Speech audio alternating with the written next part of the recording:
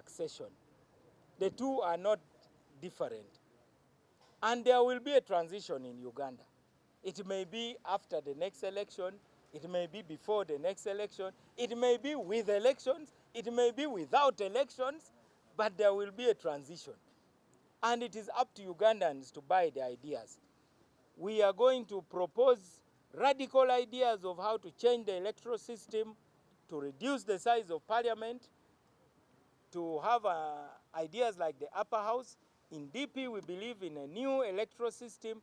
Not everybody agrees with it. But now that we have a say, we can now promote it. Everybody must be in a position of influence. So, one time I was accused of being the promoter of the Muhoozi project. You heard that. I have been accused of very many things. But for now, let me tell you that my cards are here. They are facing inside. You are not going to see them. But my fellow leaders in DP know that we cannot be influential unless we also build a strong party. We cannot accept to be perceived as a party that has been swallowed by NRM. That one is the focus that our leadership must be on. We must have our plans. We are going to open 20 sub-regional offices of DP. We are training new leaders. And I believe we will continue to grow as a party. For me, that is my worry. Because our own members seem to think that we have packed the party. That because of the cooperation, that DP is in the same convoy with the NRM, and now DP has switched off its engine, and now is being towed by the bus. That is the impression being created among our members. So it is important that we tell our members that, look, our vehicle is in a fit condition, we are in the convoy, but if we don't like where the convoy is going, we can always turn and drive off in our own direction. I think that is the message we have to tell our members. The fact that I sit in the cabinet does not mean that I have to agree with everything, but I'm required to inform the president and the NRM in advance that on this, the position of DP is different. You have heard the press conferences of DP. Some of the press conferences are attacking the government. In fact, DP members, you have our manifesto. You know, we want to create something called a Stolen Assets Recovery Tribunal. That is a DP position. Now, we hear what they call Mabati Gate.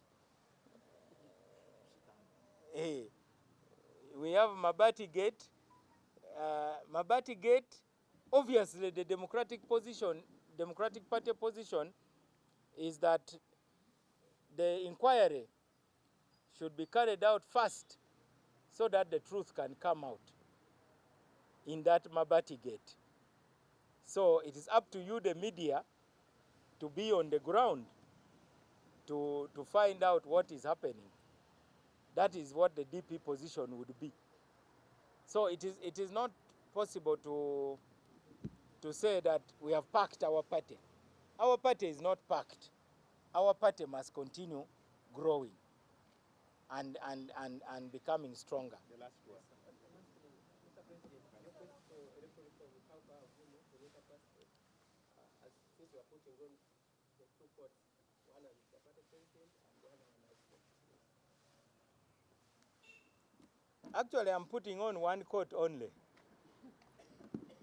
The most important coat for me is that of President of the Democratic Party. The other one, the appointing authority can decide to say, I think this is not working for me. But DP is the platform for our mobilization. Now, what do we mean by electoral reforms?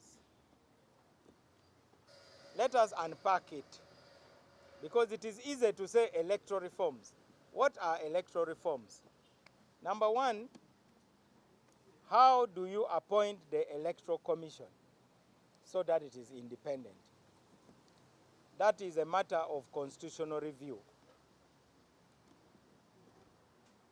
I believe that for an Electoral Commission to be trusted, all the players must trust the referee. Number two, we want to change how we vote.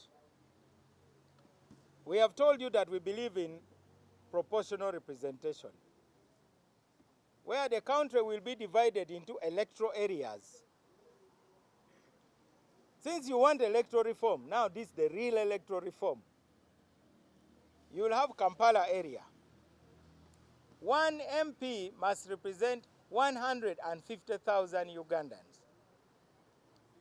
Now, if you bring that to 45 million Ugandans, it means the maximum number of MPs must be 300. Simple mental mathematics. Divide 45 million with 150,000. That means you are going to save money of 529 plus Mao, because I was added when the parliament was 529. So I'm now number 530.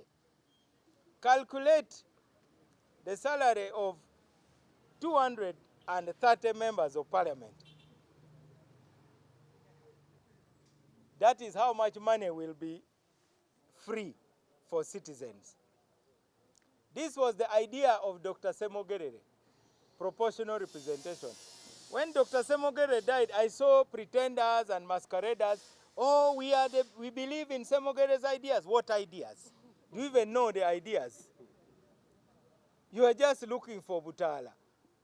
What if they ask you which important idea of Dr. Semogerere do you believe in? Number one was proportional representation. Number two was devolution of power through federalism. Number three is reform of campaign financing. How can you be Dr. Semogerere's intellectual heir when you have no intellect? So, that is how we intend to reform the electoral system. So, as an example, assuming we have 3 million voters in Kampala, it will mean that Kampala will have 20 members of parliament, because it is 3 million divided by 150,000. So, Siranda and the National Executive Committee of DP will file with the Electoral Commission a party list of 20 names for Kampala electoral area. They'll say Norbert Mao, Siranda, Mwesigwa, Mbide, Okole, Aluki, and then we go to the campaign, to campaign for DP. We say these are our ideas for Kampala, this is what will happen if you elect us. Let's say DP wins 60% of the votes. Then the Electoral Commission will look at this list, starting from the top, and count 60%, which is 12. So DP will have the first 12 out of 20. They go to parliament. That's what they call a party list. Then you have another electoral area, say Busoga electoral area. You calculate the population. Obviously, areas with high population will have more members of parliament. This business of saying Kalangala with 2,000 voters also have an MP, that will be the end of it. Then you create an upper house, a Senate. The Senate will balance all the communities. Sebei, small as it is, will have 2. Buganda, big as it is, 2. Just like you have Alaska in the US, 2 senators. California, which is like a continent, 2 senators. So the lower house, they will have their Kavuyo, the censure, what? In fact, me, I'm happy. The lower house is supposed to be lively and chaotic. That's where people must express themselves. Then it goes to the upper house with the Kasengeja. That is the electoral reform we are talking about. But the beauty of it is that no vote will be wasted. Why do I advocate? Robert Chagulanyi got 30, is it 40? 37%. Did he get 37%? No, 29%. He definitely got close to 40%. Now, has he got 40% of parliament? No. Under proportional representation, NUP would have 40% of parliament, enough to initiate an impeachment motion on the president. Because to initiate impeachment, you need 1/3 of parliament. So the system we are proposing will force Ugandans to negotiate and govern together. It is the best solution for a divided society. So, a straight answer to your question, my plan for electoral reform is to defeat the winner-take-all electoral system. It is as simple as that. Let me